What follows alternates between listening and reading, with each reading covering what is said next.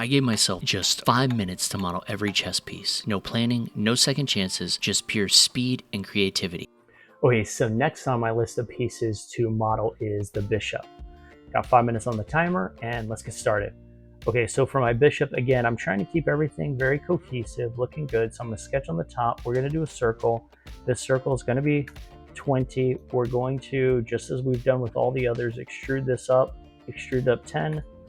And then we're gonna go ahead, I'm just gonna do the chamfer on the bottom, which is the 0.5 chamfer, 45 degrees on the bottom now.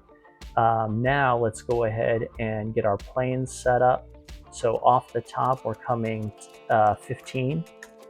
And then let's go ahead and do one more plane off the top. And let's do, I think our rook was 33, so let's do 33 as well. Okay, and then that allows us to go ahead and sketch on this plane. We're going to sketch a center point rectangle, and let's do 10 and 10. And yeah, I missed that constraint, didn't I? Okay, so let's go ahead and get that constrained there. Okay, that looks good. And then let's go ahead and do one more sketch on plane 2. And this one, let's do 18 and 18. Okay, and so then let's go ahead and confirm that. Then we're going to do the loft, and loft from the top to the mid, nope, not to the vert, to the mid sketch. And technically I could just click over here to sketch 3, and that gives me my bishop. I can add this chamfer here, which is, I think we're doing 3 there.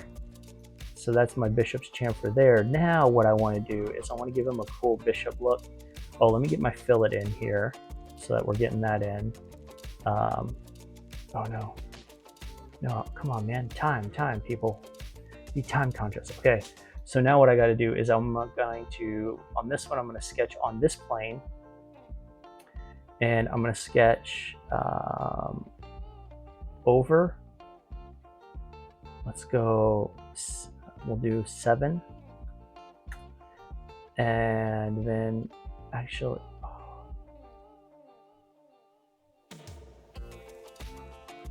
let's go 22.5. Okay. How am I doing on time? Okay, I'm okay on time. I'm okay. All right, so now we're going to do another line up. Let's do this one up. Let's go up 20. Make our bishop kind of tall, cool looking, although I don't want him taller than my king or queen. So let's do 15. And then let's do a spline from here to here. That F1 is killing me. I got to stop doing that. And then let's just bring this out, and then let's go ahead and do the revolve tool. And then the axis to revolve is this one. And we're going to add this to here, which it's not letting us do. So I got to come back to this sketch, and I need to make this just a little bit lower. So let's just go 22, and then hopefully, yes. Oh, but that's way too much. Or, I mean, actually what I should do is this, do 6, and then that will make sure, okay, good. And so then if I go to the right, I gotta hurry. How much time left? A minute. Okay, I'm doing okay. I'm gonna sketch on this side. And on this side, what I'm gonna do is I'm gonna do a line like this, like this, like this, and like this. And I don't have time to fully constrain this sketch like you should. So sorry about that, but we're gonna go ahead and extrude this. And we're going to remove from part 1, and we're doing symmetrical. No, not starting offset, symmetrical. And there we go. Boom, that gives us a nice little bishop. Let's go ahead and do a little bit of a chamfer here, and not that much. The 0.5 and here. And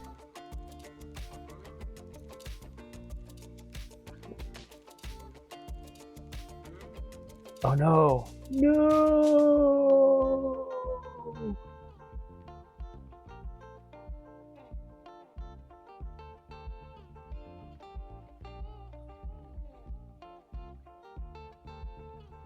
Okay. Sweet. There we go. So there is my bishop with 13 seconds to spare. Not bad. I probably, I wonder if you can do like a fillet on a point.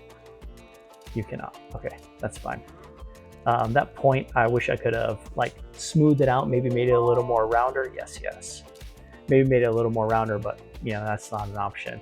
So let's go ahead and rename our bishop. Let's export it and let's see what it takes to print it. And it looks like it's only going to take about 28 minutes to print it. So we'll get that printed and I'll show you the results when it's all said and done.